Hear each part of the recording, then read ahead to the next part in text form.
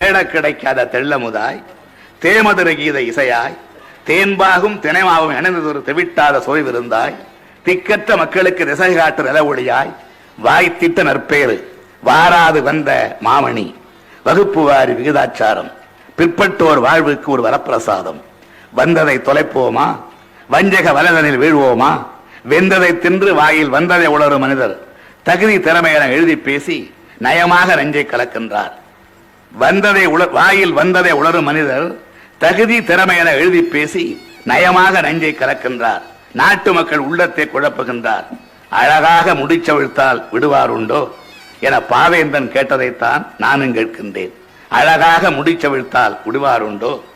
ஆண்டவன் படைப்பில் அனைவரும் சமம் எனில் அவன் உயர் ஜாதிக்கு மட்டும் தங்கத்தால் மூளை செய்து தலைக்குள்ளே வைத்தானா? ஆண்டவன் படைப்பில் அனைவரும் சமம் எனில் அவன் உயர் ஜாதிக்கு மட்டும் தங்கத்தால் மூளை செய்து தலைக்குள்ளே வைத்தானா? மற்ற ஜாதிக்கெல்லாம் மண்டைக்குள் இருப்பதென்ன களிமண்ணா சுண்ணாம்பா? கங்கையை போல் வடமொழியில் கவிதை தந்த வால்மீகி வியாசன் எல்லாம் பிரம்மதேவன் கால் பெற்ற பிள்ளைகளே. வள்ளுவன் யார், கப்பன் யார், இளங்கோவழிகள் ஒட்டக்கூத்தன் இவரெல்லாம் யார் யார்? பிரம்மன் தலையிலே பிறந்ததில்லை இவர்கள். ஆனாலும் தமிழ் மொழியின் இமயங்கள்.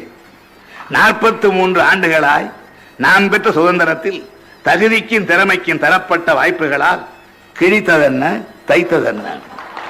43 ஆண்டுகளாய் நான் பெற்ற சுதந்திரத்தில் தகுதிக்கும் திறமைக்கும் தரப்பட்ட வாய்ப்புகளால் கிழித்ததென்ன தைத்ததென்ன? கிழித்து தைத்ததுதான் என்ன என்ன என்ன என்ன இது? என்றைக்கு இல்லாத வெப்பம் தலைமை கவிதையிலே. என்ன இது? என்றைக்கும் இல்லாத வெப்பம் தலைமை கவிதையிலே என கேட்க தோன்றுகிறதா? பிறகு என்ன? முதலுக்கே மோசம் வந்த பின்னர் என்ன இது? என்றைக்கே இல்லாத வெப்பம் தலைமை கவிதையிலே என கேட்க தோன்றுகிறதா? பிறகு என்ன? முதலுக்கே மோசம் வந்த பின்னர் முயலாக ஆமையாக கிடத்தல் என்றா? 1000 அடி பள்ளத்தில் விழுந்தவனை கைதூக்கி கரையேற்றும் நேரத்தில் 1000 அடி பள்ளத்தில் விழுந்தவனை கைதூக்கி கரையேற்றும் நேரத்தில் கனமான பாறை ஒன்றை அவன் தலையை உருட்டிவிட எத்தனைக்கும் உளுத்தர்களை கண்டால் உதைக்கத்தான் வேண்டும்.